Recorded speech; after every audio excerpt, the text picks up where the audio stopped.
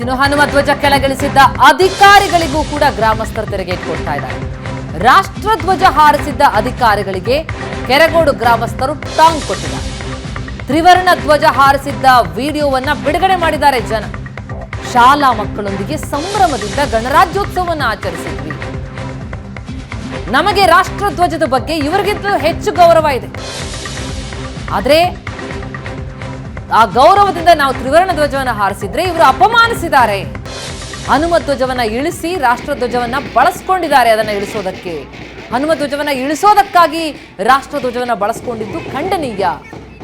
ಹೀಗಂತ ಗ್ರಾಮಸ್ಥರು ಕಿಡಿಕಾರಿದ್ದಾರೆ. ಇದೇ ಧ್ವಜಸ್ತಂಭದಲ್ಲಿ ಗ್ರಾಮಸ್ಥರು ಕೂಡ ಎಲ್ಲ ಸೇರ್ಕೊಂಡು ಗಣರಾಜ್ಯೋತ್ಸವದ ದಿನ ಧ್ವಜಾರೋಹಣವನ್ನ ಮಾಡಿದ್ರು.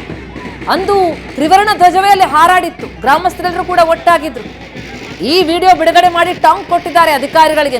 ನಿಮಗಿಂತ ಜಾಸ್ತಿ ದೇಶಭಕ್ತಿ ಇದೆ, ನಾವೆಲ್ಲರೂ ಕೂಡ ಸೇರಿ ಅವತ್ತು ರಾಷ್ಟ್ರಧ್ವಜ ಹಾರಿಸಿದ್ವಿ. ಆದ್ರೆ ನಂತರ ಹಾಕಿದ ಹನುಮ ಧ್ವಜವನ್ನ ಕೆಳಗಿಳಿಸೋದಕ್ಕೆ ಅಂತ ರಾಷ್ಟ್ರಧ್ವಜ ಹಾಕಿದಿರಲ್ಲ, ಅದು ಬಳಸ್ಕೊಂಡಿದ್ದು ಸರಿಯಲ್ಲ, ಖಂಡನೀಯ ಅಂತ ತಿರುಗೇಟ್ಕೊಟ್ಟಿದ್ದಾರೆ. ಜನವರಿ 22ನೇ ತಾರೀಕು ಬಾಲರಾಮನ ಪ್ರಾಣ ಪ್ರತಿಷ್ಠಾಪನೆಯ ದಿನ ಆ ಧ್ವಜಸ್ತಂಭದಲ್ಲಿ ಹನುಮ ಧ್ವಜವನ್ನ ಹಾರಿಸಿದ್ರು ಅಲ್ಲಿನ ಗ್ರಾಮಸ್ಥರು. ಇನ್ನು ಜನವರಿ 26 ಗಣರಾಜ್ಯೋತ್ಸವ ದಿನ ಹನುಮ ಧ್ವಜವನ್ನ ಇಳಿಸಿ ರಾಷ್ಟ್ರ ಧ್ವಜವನ್ನ ಹಾರಿಸ್ತಾರೆ.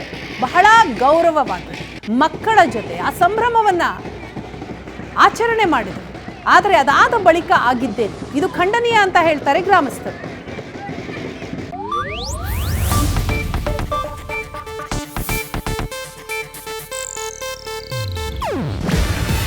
ಇದು ಏಷ್ಯಾನೆಟ್ ನ್ಯೂಸ್ ನೆಟ್ವರ್ಕ್ ಪ್ರಸ್ತುತಿ.